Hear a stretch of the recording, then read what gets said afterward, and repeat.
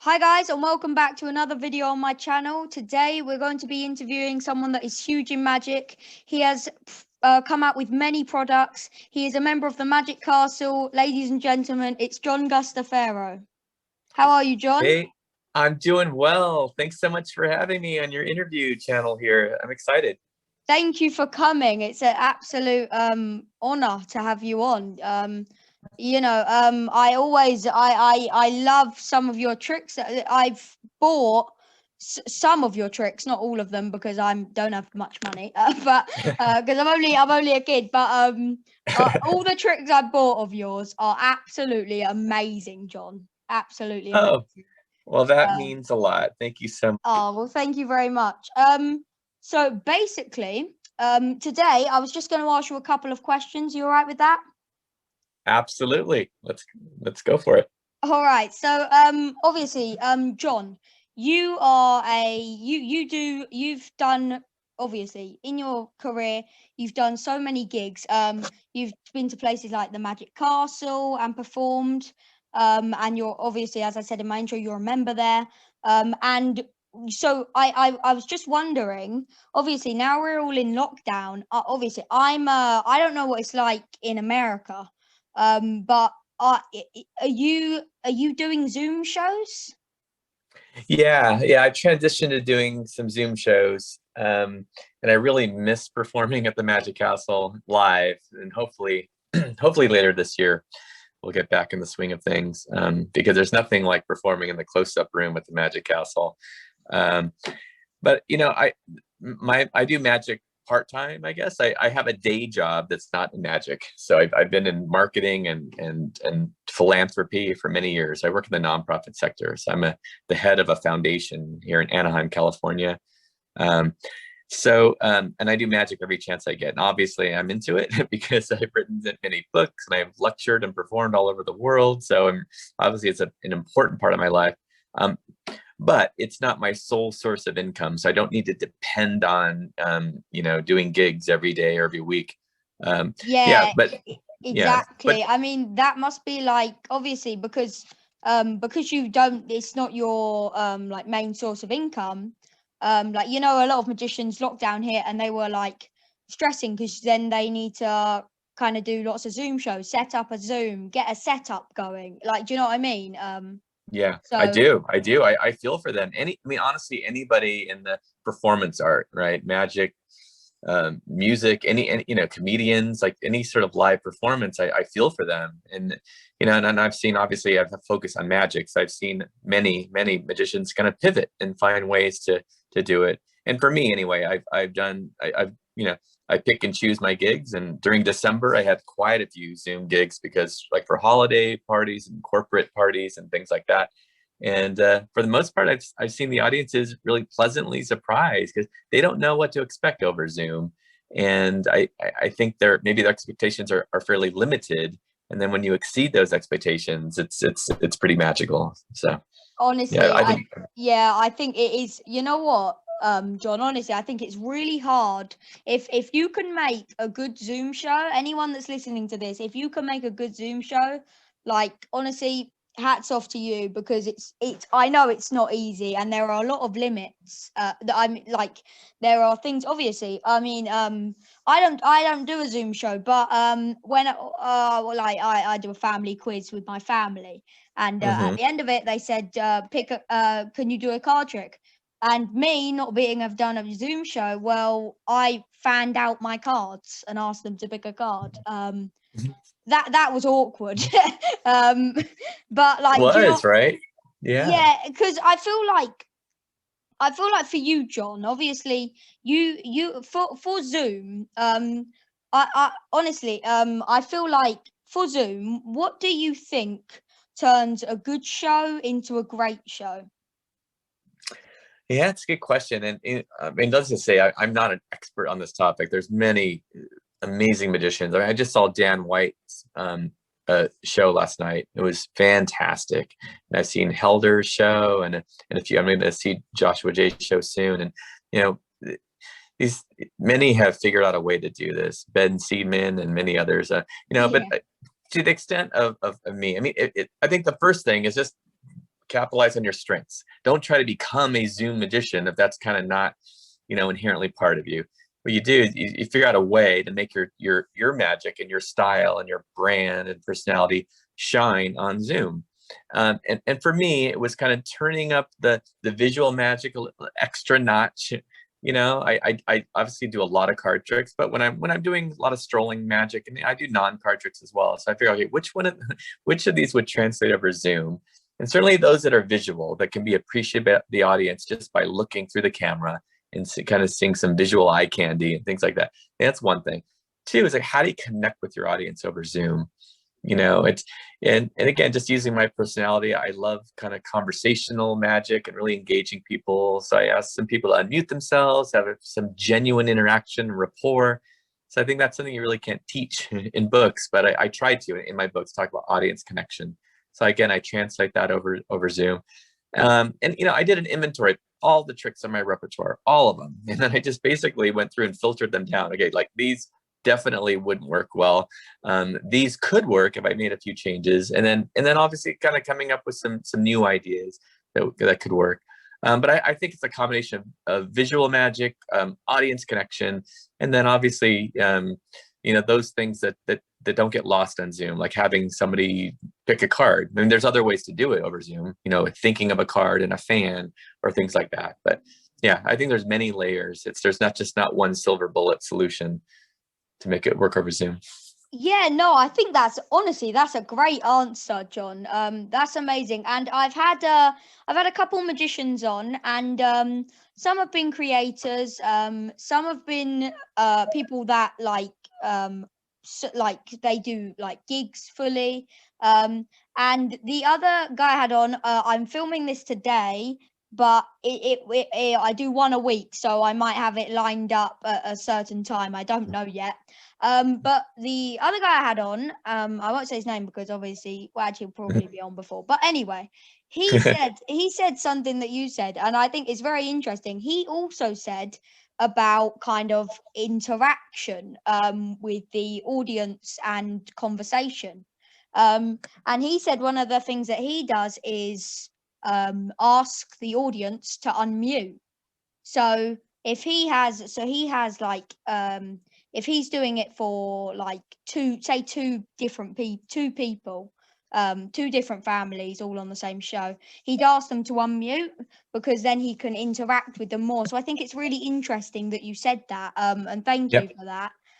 Sure. And I definitely agree with you about the whole something that I really agree with you with is the whole make yourself fit for Zoom. So do you know what I mean? So what you said, like I think that's definitely that really is so true. So yeah, thank you for that, John. Sure, absolutely. Yeah, so another thing I wanted to ask you, which is a bit of a weird question. The thing I wanted to ask you is obviously you with Zoom, do you okay, this is I didn't really plan how to say this, but the question basically is do you like Zoom kind of? Do you think it's what do you think of basically, like, do you like it? Is it Yeah, I do. I think I can read into your question, right? I mean, are we just doing Zoom to kind of because we have to and it's the only solution, or yeah. is it actually like a really kind of reputable way to perform magic? And I think it is. I think it has evolved, and I think that even when we're fully out of this pandemic, I think virtual shows will continue in some way. I think I will always offer that now as an option on my website where I never did before, because it gives me the opportunity to perform for people in different places, right? And I think, there might be some hybrid events where people are live, and there's also people tuning in from a different part of the world. And so that's kind of a benefit, right? Where people can be in their homes or any other venue and kind of watch it from wherever they are. So I think that's a big benefit of Zoom. Yeah, I think that's one big answer. And then, what I just did something yesterday, because something I like to do beyond just magic. I do a lot of kind of speaking, public speaking, and trainings and corporate retreats and things like that. So that's a little extra thing that I have, kind of weaving 20 years of business experience as well. So I gave a really cool keynote yesterday for, it's called AmeriCorps. It's a worldwide group of volunteers, and they, you know, to me, they're doing real magic. They're volunteering and helping others. I mean, there's big value with that. But the fact that I got to deliver a keynote, so, and that's a little bit different. I mean, these are things we don't hear a lot of magicians doing, but this is unique to me and others who have kind of business expertise. So I weave a message that, and I use magic to kind of highlight some concepts and things like that. And for me, I think those will also continue for me, because I think a lot of businesses are finding ways to, you know, engage their worldwide team, and to be able to do that virtually is kind of a unique way. So yeah, I liked it. And honestly, yesterday was a pretty, it was fun, and it was cool to see people who are there for like an all-day retreat have an hour during their midday. We're like, oh, there's some magic here, and John's talking about some concepts that I think about, and he's making me think about what my personal brand is. And so I got to weave some other insights into it. And it's actually unexpectedly moving, because at the end, you know, I left a little room for some interaction and Q&A as well. And I said, you could ask me any question except how did you do that? And then and people wanted to dive a little bit more. Like, can you talk a little bit about, like, I'm having trouble finding out what my brand or what my purpose is. And, you know, and there was actually some emotion and things that went along with that. So I think that's an example, a unique example, I think, where a combination of magic and interaction created a really kind of cool, memorable experience. So anyway, plus it's a little bit extra about me too, because you know that the fact that I do you know, speaking and training as well, and I weave magic into it. You know, Paul.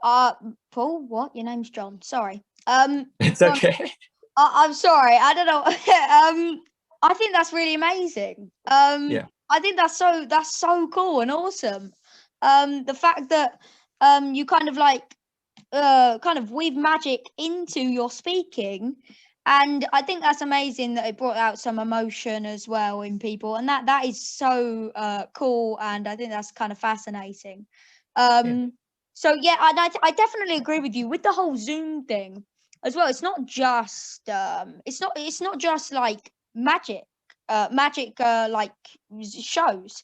It's also things like I don't know, magic club lectures. What I think's good is that any magic club can have anyone from all over the world doing a lecture for them. Do you see what I mean? Absolutely. So like, and as well, it's allowed, you know, do you know what I mean? It's allowed people from all over the world to go to a magic club because they're doing their things virtually now. So that's really cool. And so I think I definitely agree with you. Zoom has opened so many possibilities that we didn't even know we had. And I'm pretty sure before lockdown, I didn't even know that Zoom was a thing. I just thought there was FaceTime. So yeah. That's true. Same here. I consider myself, you know, pretty savvy in social media and technology. And I was a late bloomer on Zoom, but I've learned to adapt it. And even simple things too. Like because knowing that I want to interact with my audience, and this is just a simple idea, but I use my phone and my laptop. So I use my phone. I have a night like the 12 Pro. So I use my phone as my iPhone as my camera and as my, you know, and as my main source of kind of delivering the magic. I can frame it on. And then I also sign on my laptop too. And I leave that on mute and then the camera off, but I put that in gallery view. So now I get to see my audience on the big screen of my laptop, but also have a separate source for my camera.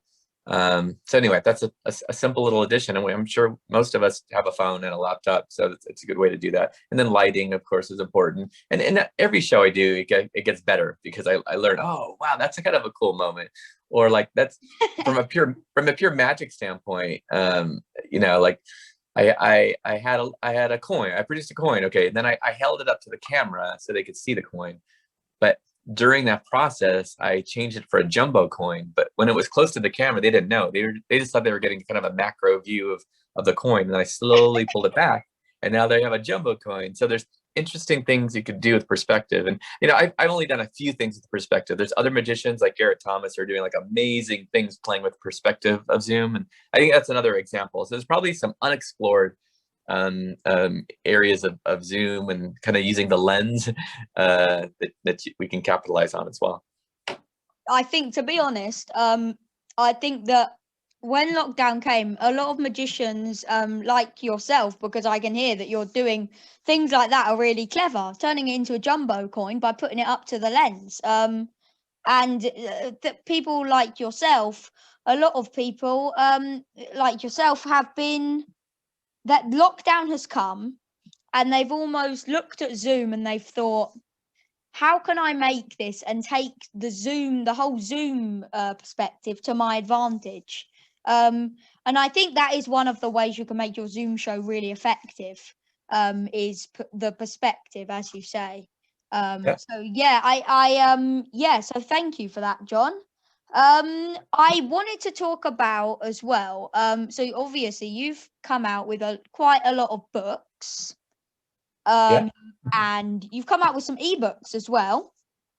that's true. So, and you've also come out with, tell me if I'm wrong, but a couple of tricks as well, like just tricks by themselves. Yeah, mainly downloads and things like Yeah, that. yeah, Yeah. like downloads. Yeah. So, something I wanted to say was amazing, and this, it's not like a question or anything on the interview. I just wanted to say that Wonder Aces is absolutely brilliant. Well, Um, thank you. Yeah. I just wanted to say that I'm, yeah, that, no, it's absolutely amazing. I will leave a link in the description because I recommend it. Anyone that's watching, I 100% recommend this. It's Please do. Let me just offer one thing about that, because that was the first download that I had, like, during the pandemic. And I I have a good relationship with Vanishing Ink, and they published my book One Degree, yeah, and I have a few downloads for Vanishing Ink. So when the pandemic hit and I was kind of diving into my magic, and I kind of stumbled upon a cool connection, that between two previous tricks of mine, and like, oh, if I weave these together and add a few other touches, like, this is kind of a cool little showpiece here. And they loved it. Like, they said, let's do it as a download. But typically they send their expert camera crew and we'd film it. And of course the pandemic had limitations as well. So I filmed it myself in the very room I'm in now. It's kind of like my office slash magic area. Yeah, but I clipped on a mic and I had my daughter help me in filming it. And I think it turned out like a good quality, but that's an instance where I kind of had to film it myself as well. And then send it over, and we worked digitally to get it all done. But anyway, I'm really proud of the effect, and I'm glad you enjoyed it too. So thanks for mentioning Wonder Aces and getting the link for anybody interested in it. yeah, no, 100%. If you're into, oh, my brain just went blank. Is it color changing deck? Yeah. If you're into that plot, this is brilliant. So yeah, please get Cool. that, because I actually, oh my god, I have a friend that loves color changing decks. Oh, and he's going to be watching. Perfect. Well, that hits you in between the eyes at the end, because I think it's unexpected. And then as you and I know, we won't give it away, but then there's, after the color changing deck, there's one more change that people don't see coming. So yeah. right. Yeah, yeah. Oh yeah. And yeah. So honestly, John, absolutely. Just, I honestly, yeah, as well. If you, is there's a performance on the link, Yeah. right? Yeah. Absolutely. Yeah, they can watch the whole thing all the way through. Yeah. Yeah. Just a Go ahead. unedited performances. Yeah, it is really good. Yeah. So Cool. anyway, sorry, I've rambled on enough about that. Sorry, John. So basically, you also, something I just wanted to talk about was, tell me if I'm wrong, but during the lockdown, I believe you had a masterclass. I did. Actually, I just did it with Vanishing. And speaking of Vanishing Ink, so good segue. Yeah, right? exactly. That's what I thought. They should sponsor your podcast now. Yeah. John, listen, put a word in for me. No, I'm just joking. I sure will. Yeah. So yeah, masterclass. I mean, the Vanishing Ink is, started a cool thing called masterclass, and it's they're calling it, and I agree, the best value of magic. And basically every month they have a featured magician, and in January I was that.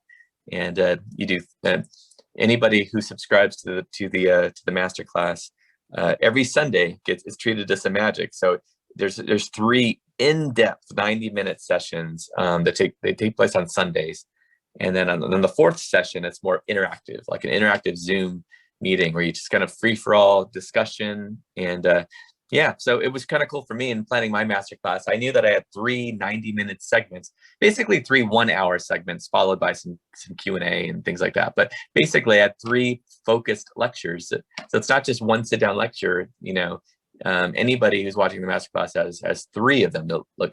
So I worked on mine in terms of, okay, what would I do if I had 3 different lectures that all kind of woven together, and the whole itinerary is on the Vanishing Ink site. But in short, on week 1, I covered visual openers. Actually, some of my favorite openers, but also some visual magic that you can add, visual surprises you can add to your card magic. And then week 2, I explored a little bit more kind of these hands-off tricks and some other mysteries, and a few tricks that really work well for Zoom. And then week 3 was some of my favorite closers, as well as some of my favorite workers in terms of card magic. It was all about creativity and card magic. I weaved in the whole idea of 1 degree, meaning these small intentional micro shifts that you can add to your magic that actually have extraordinary outcomes. And so I talked about that concept, and I brought it to life as well. So yeah, it was fun. Honestly, I genuinely think the whole masterclass idea is a brilliant idea by Vanishing Ink. Because obviously, I mean, you can get lectures from people, but not every single week. Do you know what I mean? So the fact that people are getting it every single week, teaching and learning new things, and as well, not just from any magicians, like people like you that are absolutely amazing. And Vanishing Ink, obviously, they are a big, huge magic company, so they will only pick the best people. Do you know what I mean? Oh, absolutely, yeah. Love working with them. Yeah, no, I feel like and I think this month, did they have Eric Jones? Was it? They do. Eric Jones. Eric Jones. So yeah, was that on Coin Magic, or I presume it was? Yeah, it predominantly Coin Magic, but yeah, I think he devoted one of his masterclass weeks to card magic. So that's cool. Oh wow, too. That's cool. That's cool. Yeah. So Eric is great. And I know we all missed Blackpool this year, but I had the honor of lecturing and performing in Blackpool a few years ago, and Eric Jones as well. So, and I had known Eric, but we had time to kind of hang out even more. So. Oh, that's so cool. That's actually cool. Awesome. Oh, that's so sick. So do you fly over? Yeah. I've done Blackpool once. I've done the session, which Vanishing Ink hosts 2 times. I think in 2000. Oh, I forgot, but like 5 years apart. And I also, I tell you, this is probably the most, in terms of the traveling. I did a lecture tour across Europe a couple of years ago. I did a lot in France and the Netherlands and Switzerland and a lot of places I'd never been before. And I got to take the train to each stop. And it was just in my latest book. It's called En route, and it was translated into French. And it was really cool. I had kind of the publisher in France was able to kind of ship books to each stop, so I didn't have to lug them around with me. But it was just good timing. And but anyway, yes, I wish I could travel more, but I've been fortunate to be in several countries, mainly in Europe, but I've also been to Peru and a few others as well. So yeah, it's amazing. That's so cool. That is really cool. And obviously, it's like at the moment with obviously, I know it's not the same as actually going there, but with Zoom, it's like you say, you can go and do lectures for people in France just at your place. So that's true. Yeah. It's as well, it's you don't have to like get any like flights and stuff. So if that's a pain, I know some people don't like flying, so I don't know. Well, I think traveling has its benefits, but also, yeah, you're right. There is a big convenience of being able to do it from home. And I think I have one coming up in a couple of weeks with the Blackpool Magic Club. And then I've also done several kind of international lectures over Zoom the past several months. So yeah, I think it's a way that connects us. I mean, even you and I, right? You're in the evening right now, and it's the afternoon for me here in Southern California. But here we are chatting as if we're in the same room. So it's pretty cool. I mean, yeah, it is. To be honest with you, it is really cool. I think that's amazing. So yeah, I mean, you obviously you've brought out quite a lot of books and a lot of ebooks. So when you, just for people that like actually no, you know what, we don't have that long left on the thing. So I was just wondering, John, is what would you say, so you've come out with a lot of books and ebooks, what would your favorite one out of it, can be a book or an ebook, what would your favorite one be? Oh, out of my releases? Yeah. uh, let me see. It's hard, but I mean, I'd have to really have meant to say 1 Degree, because 1 Degree is the most dense. It started off as a hardcover book. It's now a soft cover, but I'm glad it's still available. It's in 4 different languages now, and it really is kind of a cool concept that magicians have embraced, this idea of small changes leading to big impact. Yeah, so I that's probably my proudest achievement. And my other books kind of, my follow-up books to that kind of continue the concept, but it started with 1 Degree. So yeah, without a doubt. I've got to say, I've never written any sort of book, but I've got to say, having a book, having something written and then printed over and over again, that must be such a like proud achievement. And obviously you've created loads of books. Yeah, But like, you're right, because it's something about it. It kind of lives on indefinitely, right? yeah, exactly. So, Like I know it, like ebooks and downloads, like they're great. Don't get me wrong, I absolutely love ebooks and downloads, and I think it's great because you can get them straight away and stuff. But I think that having like a book printed must feel so great. Because obviously you get to almost see like your creation, what you've written come out. So that's really cool. And yeah. yeah, so I just wanted to ask you but 2 more questions because we don't have much time left. I know you're Okay. running. Yeah. But the first question is obviously you're an awesome magician with so much experience. What would you say for a lot of like so is there any young magicians that are up and coming that you think that in a like maybe like a couple of years time will be like, do you know what I mean, like really great? Who is there anyone? Oh man, it's so hard to say any names, to be honest. I guess I kind of look at magic without the whole age thing. I just think, but I do, just in general, I mean, appreciate any young magicians, and I mean, it's hard to say any names, to be honest. But I've been so impressed by this next generation of magicians, and it for me at age 52 to these younger magicians where I'm like, my jaw's dropping, is like, it's pretty amazing. And so it's like the fact that I could learn from magicians who are like decades younger than me, and then there's like people like you, and we're just met. But I mean, I think the fact that you are taking your passion for magic and doing interviews and interviewing those who you admire, and you're sharing that knowledge with others. I mean, I think it's such a noble thing, and I hope one day to meet you in person and we could jam and show some card tricks to each other.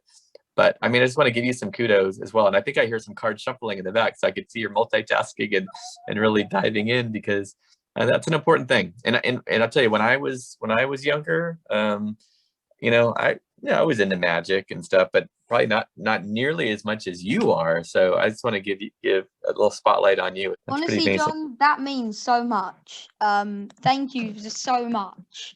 Oh, That you're welcome. so much, and I I honestly think that uh, honestly that honestly means so much. Thank you, and I honestly hope, yeah, we can meet in person and like jam some ideas and stuff. That would be so cool. Absolutely. So thank you so much for that, and yeah, that's honestly such a really nice thing to say. Sure. Thank you very much. So the last question, because I know we're kind of running out of time on the Zoom thing as well, because I don't have Pro. Oh, um, okay. So 40 minutes is our limit. Got it. Okay. So yes, it's actually I actually think I might have found a glitch, but I know you're busy as well. Oh, I'm open to stay, but we'll get in the tail end of it now. So All yeah. right, sure. So I was just wondering. I always ask the magicians I interview. I always ask them this one question, and the question is at of this year, what would you say your favorite magic product is that has been released this year? Oh man. I don't know. Yusuf, I bought a lot of magic because I think it just could translate well over Zoom and things like that. Wow. God, you're really stumping me on that one. I'll just tell you a few that I bought, and because I'm looking at my shelf right now. I think I have. Oh, I mean, I'm not really into Rubik's Cube magic the way a lot of other magicians are. But I did this. It's one called Easy Cube by Axel Hekla. No, I don't know if I'm saying the name exactly right. But I do that on Zoom all the time, and it's just it's a powerful visual effect. I love. Since I do card magic, I mean, this isn't a big product, but my cards of choice are the Phoenix large index cards. Yes. All the Phoenix cards handle amazingly beautiful, and but the large index are done just so classy. It's just, the pips are just 150% bigger, so it doesn't look gaudy or odd. They look classy. But I tell you that difference between seeing it on the Zoom lens, I think is really beneficial for the audience. And then when I'm doing it the close-up gallery at the Magic Castle, those who are about 3 or 4 rows back, it makes a difference. So anyway, yeah. I know it's not a product, but being a card magician predominantly, cards are important, or an important part of what I tool. Yeah. Yeah, no, I 100% agree with that. A lot of magicians, especially as you say, because of Zoom, obviously, we can show cards, we can put them up to the camera. But when we do go back, when things do go back to normal, we do need the right size index. I think that's 100%. That's definitely important. Yeah. Yeah. Yeah, I feel like, honestly, John, it has been absolutely lovely to have you on. It's been absolutely awesome, and thank you for coming on.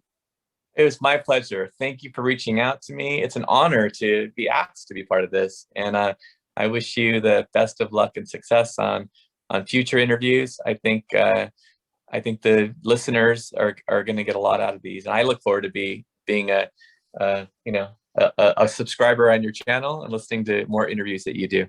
That means a lot. Thank you, John. Thank you very You're welcome. much. This has been so awesome. Thank you.